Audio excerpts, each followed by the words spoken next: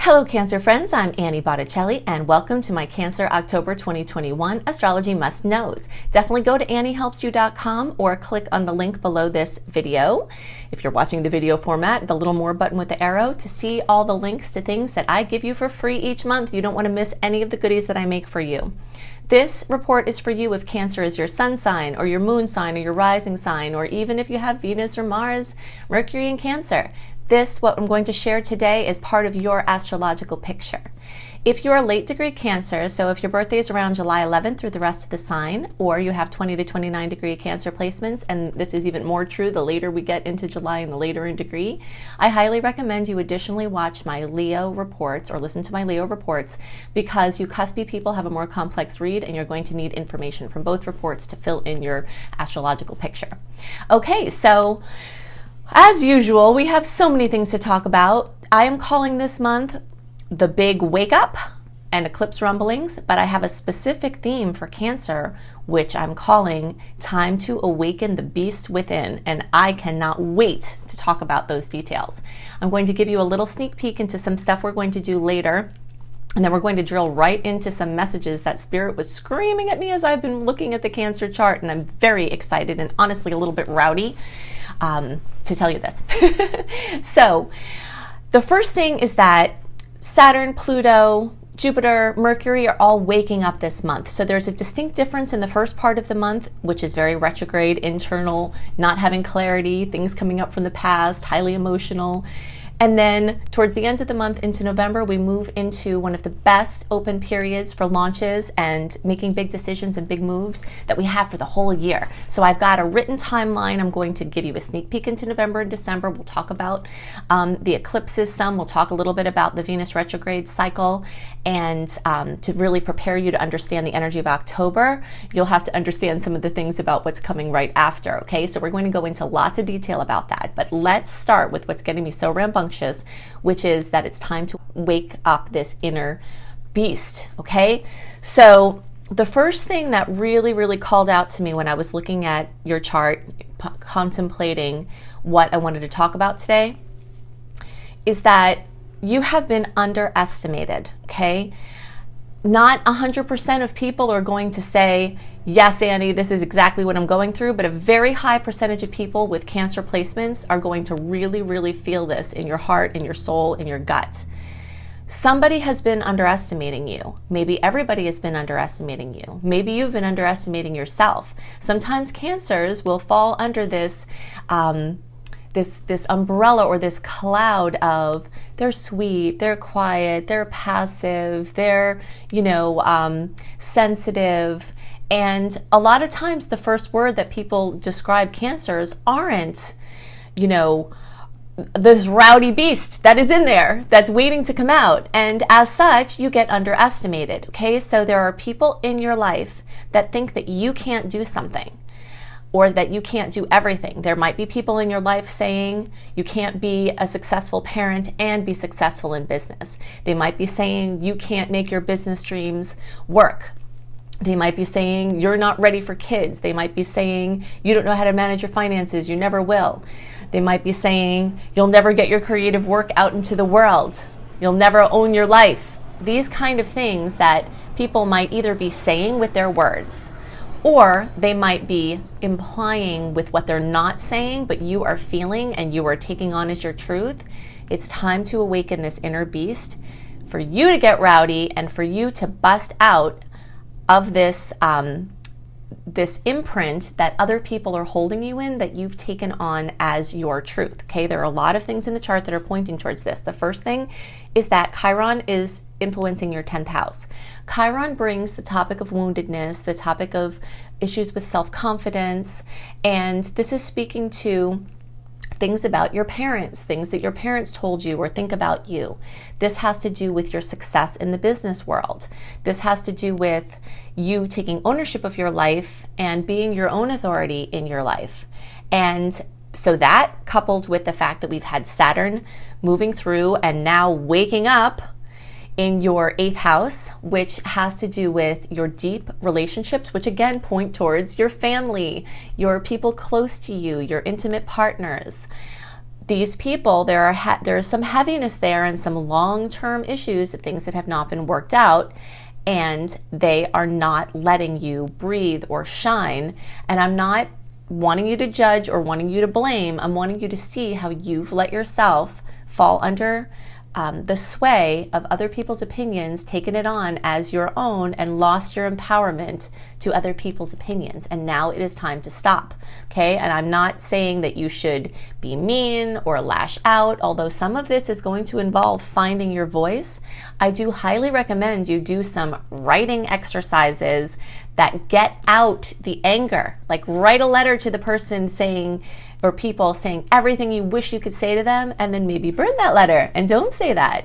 But as you voice it, whether it's voicing it to somebody close to you or whether it's getting it all out, maybe on paper might be a place where you can be completely raw and don't hold back. Because the first stage of this is that you have to get out the emotion, but getting it out to the person might not yield what you're trying to accomplish, okay? And part of that's true because, again, we also have another thing going on here, which has been Mercury retrograde, okay? So Mercury has been influencing different areas of your chart, but there is a storyline of your fourth house being affected, which is your home and family. And it's in the sign of Libra, which is partnerships and relationships, okay? So coming from multiple placements in the chart is this story of questioning what you're telling people. Many, many, many Cancers, in the effort to share and be intimate and feel that closeness and that connection with people close to them, they will tell them too much. There are people in your life, almost guaranteed that most of you, if not all of you, are telling people in your life too much about your life. You're letting yourself be judged by them. You know that they're going to judge you, and you know as soon as it comes out of your mouth that it's some way going to be used against you. So your work now, and Saturn waking up is helping with this in your 8th house, is to assert yourself by setting boundaries. Some of those boundaries are going to be spoken, they're going to be vocal, they're going to have to be clear, and they are going to be tested, and you are going to have to hold them. But some of those boundaries are unspoken in the form of holding back information that you know the other person is not going to encourage you to do what you know you have to do, okay? So the silent, I don't want to say weapon, but we'll say the silent tool that you have as you're claiming your empowerment at this time is in your silence, okay? So there are places where you were silent where you'll have to voice. There are places where you weren't silent and where you were slipping out your energy, and then people were holding you in a box because of things that you said. Sometimes things that you're saying are not things that you actually mean. They're just passing thoughts, like stream of consciousness. If you're in an emotional connection with someone and you're talking to them and you're saying some things that you're thinking or you're afraid of, and then those words come out, and the people in your life might be holding you to something that was only meant to be a stream of consciousness thought that came out for a second but isn't really actually the truth of it. Okay, so this is so important for Cancers right now, because this cycle is awakening in you the chance to have it all, the chance to not be hemmed in, to not be bound by things that happened in the past, to not be bound by other people's opinions, and to summon your inner strength through silence and through exercises where you're voicing and acknowledging in a safe space where the other person that could, attack you is not going to be able to attack you because you're not telling them the things that they would attack you about, okay? So there's something about many Cancer placements that really, really longs for that intimacy in relationships, and sometimes intimacy is opened up by the sharing of your heart space. So you'll have to find those people in your life, and they are there. They've been underutilized, where you can speak to them without judgment. You know that they're going to be positive, and you know they're going to be supportive. And if you don't have those people in your life, this is a time to start seeking them out through a forum, through a course, through, through a counselor, through something, some kind of outlet where you can have a sounding board, be someone that is super positive for you and empowering for you, that knows what you have inside, knows that it wants to come out. So this Chiron moving through the 10th house is just part of the story here. Another layer of this is that it's squaring the Cancer energy.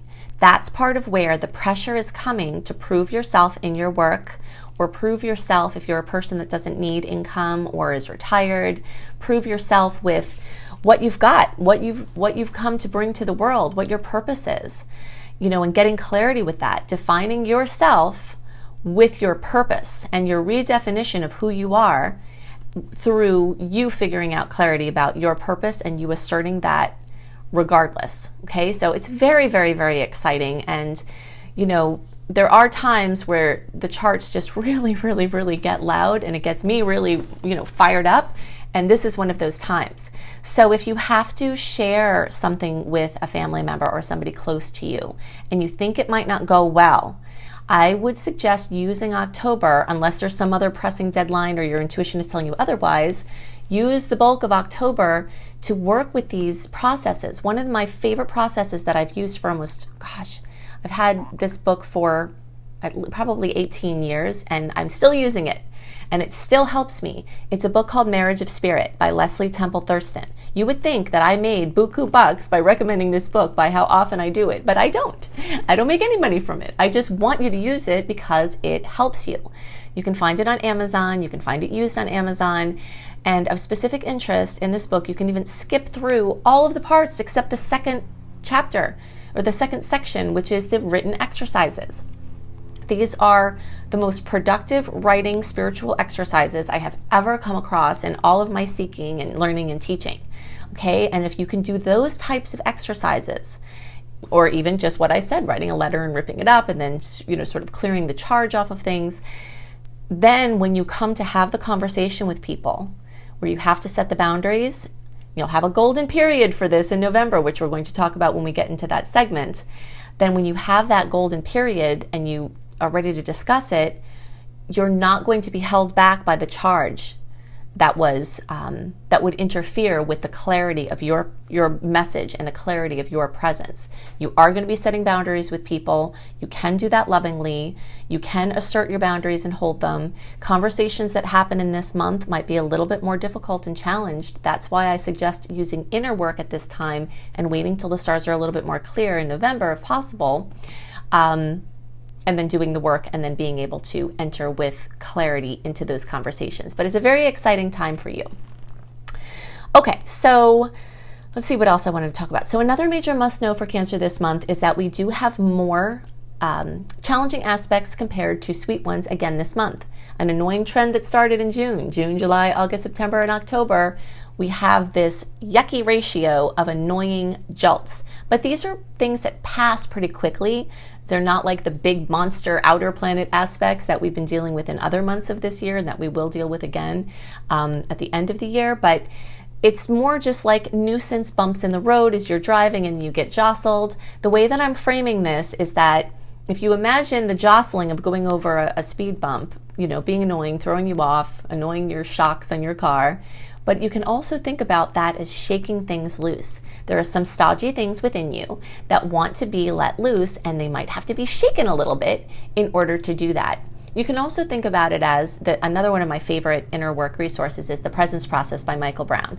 I've done this presence process. It's a 10-week journey, and I've done it 9 times over the course of 7 years, an imprinting cycle. And now I'm still working with it, even after, it's been about a decade now. And it still has gifts, and it's like $15. And it's amazing. And he purposely doesn't train practitioners to do this work. He wants you to just do it with yourself. And one of the things he talks about is how the charge and the things that are not us is like oil that if you have stillness and you do your inner work, it bubbles up to the top. Then when we get jostled, sometimes it gets, mixed in, the oil gets mixed in with the other liquid.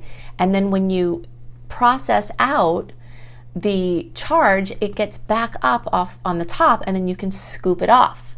And then you have more clarity, more truth in your being, and the essence of yourself is shining through more and more. So you can just see these little jolts that will come at this time as encouragement to start to see the difference between the charge and the imprinting and the things that are your authentic self. Okay, so now we have a lot to discuss with the eclipse rumblings, the timeline for the eclipses, some information about the eclipse cycle that's closing out and the one that's starting. And the reason we're talking about this now is because the first eclipse is in November, but eclipse season starts 4 to 6 weeks before the first eclipse. So that's pretty much all of October. Those big news, big trajectory shifts, that excitement for new change, that change in the wind, that saying goodbye and saying hello, cycle that we have twice a year that we've kind of been in a little break from. Now it's starting again in October. So we're going to talk about that. We're going to talk about how to best use the earlier part of October and how to best use the latter part of October. I have a nice little checklist for you. And so let's go into all of those visuals now. Okay, so to understand the theme, the big wake up for October 2021, it's easier, I think, to see it in a visual context and also to understand October compared to November and December, and what we've got going on in this cluster of time will help you to better understand the energy of this month. All right, so the first thing of note that we've got going on is that these outer planets are waking up. So Pluto on October 6th, Saturn on the 11th, Jupiter on the 18th, and then we've got Mercury also waking up. This is an inner planet, but we've still been in this Mercury retrograde period, since September. So the energy for the first half or so of the month is very much retrograde, okay? And then every day, the 19th, 20th, 21st, every day we march into October, later in the month, these energies that just woke up start to get stronger.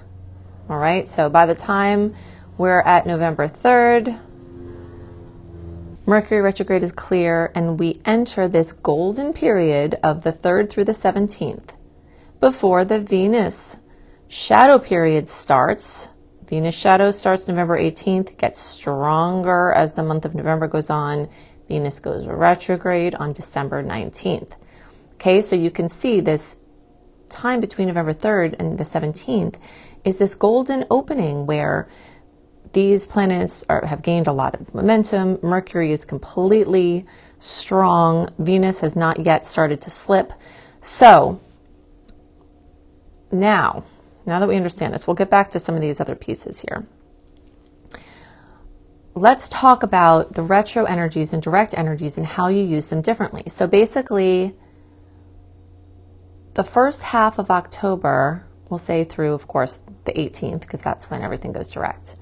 It's very strong in this, and this lingers throughout October, but it starts to get lighter and lighter as the month goes on.